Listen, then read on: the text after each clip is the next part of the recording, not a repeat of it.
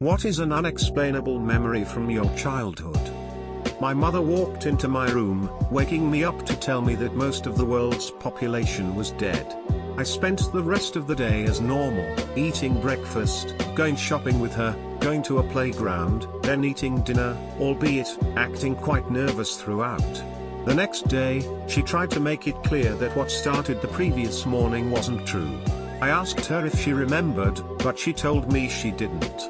I'm certain it wasn't a dream, because I recalled the rest of what happened the previous day to her, only to be met by her confirmation that everything I remembered was correct, right down to how shaky I was and how upset I seemed. All except for the part that humanity was on the brink of extinction. I could lucid dream when I was a kid. I would actually get really excited to go to bed because I could decide what to dream and then dream it.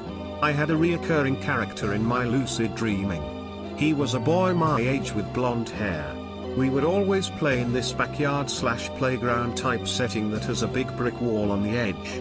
One night I dreamt that we really wanted to find out what was on the other side of that wall, so we climbed a tree and the boy climbed onto the wall, looked back at me and waved, and went over it. I never lucid dreamed again after that. It actually caused me a lot of distress as a kid. I legit missed him terribly and tried so hard to lucid dream but just couldn't do it anymore after that. When I was 6, I had a girlfriend named Molly. I moved away the next year and never saw her again. For the next 40 years, one of my earliest and most vivid memories was me watching a 6-year-old redhead girl running away from me, up towards her house, yelling, "Mommy, Mommy, Jonathan kissed me," and her mother's voice coming back, "Wheel, that must mean he really likes you." A few years ago, I'd had a little sangria and decided to see if Molly was on Facebook. I know. There she was. Right name, right age, right hometown, lovely red hair. I pinged her asking if she was the right red-headed girl. She wrote back that she was definitely the right Molly, and was happy to hear from me, but she'd only started dyeing her hair red after college. Memory's a trip, man. Edit, or, my top post ever is about something sweet and wholesome. Maybe we can have nice things after all. My family and I were driving out of Bellows, a campsite/beach for military families in Hawaii. I lazily gaze out the window and something catches my eye.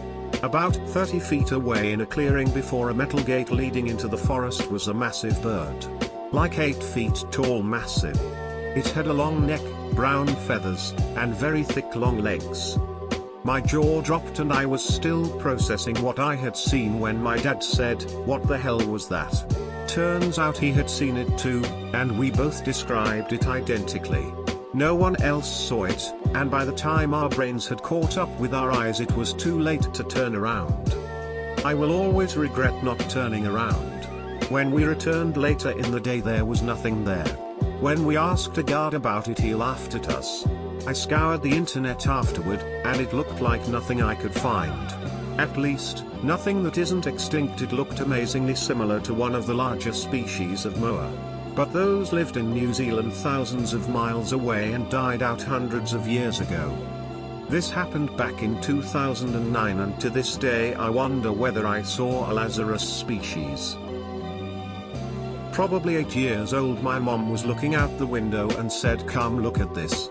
When I saw what she was pointing at, it was a silvery orb in the sky, I'm guessing a mile or two away, that was moving left then right then closer then farther. Each movement was very quick and probably half a mile in distance. I remember I looked up and said, "What is it?" She said, "I don't know, do you think it's a UFO?" Just then it vanished with a streak, followed by a rainbow flash that instantly went away. Always wondered about it. I actually forgot about it until reading this thread. Not particularly interesting, but something I've always wondered about. As a kid it was only my mum and I. Sometimes she'd leave me home alone while she was at work, for example during school holidays and some weekends. I was about 7 and the first few times, I was terrified. Completely convinced a serial killer would break in, so I'd take enough food from the kitchen then lock myself in my bedroom all day. Wouldn't drink too much water, to avoid using the bathroom. When I watched television I set it to the lowest volume possible and sat right up close to listen, and I wouldn't turn on any lights when it got dark. Just squinted at my books near the window. That way burglars wouldn't know I was home. I played hiding games with myself sometimes, like can I fit into this hamper so that burglars won't find me if they break in. After a year of nothing happening my nerves settled, though I was still locking the bedroom door after me. I don't remember what I was doing, but I was in my bedroom when I heard a door slam in the living room during the daytime. I froze. There was rustling, and I could hear heavy footsteps back and forth. I remained totally still. Whenever it went quiet, I thought maybe it would be okay to get up, and then noises would start again. I heard things moved around, maybe shuffling. The movements were purposeful, in a hurry. I don't remember how long it was until they stopped long enough that I thought they left. I don't recall whether I heard the door slam shut again. Honestly, I think I just got sick of sitting complete still in one position. The sun was setting and I crept out to look around. The place was maybe messier, but our shithole apartment was always in disarray so I couldn't really tell. For some reason I thought I'd get in trouble if anything was missing, so I started tidying up. My mom came home later, and I didn't say a word. It was probably just my mom coming back for something, or a neighbor, or at most, an opportunistic thief who didn't find anything worth stealing. But I did always wonder what happened that day. Thanks for watching. Subscribe or Peppa Pig will eat you.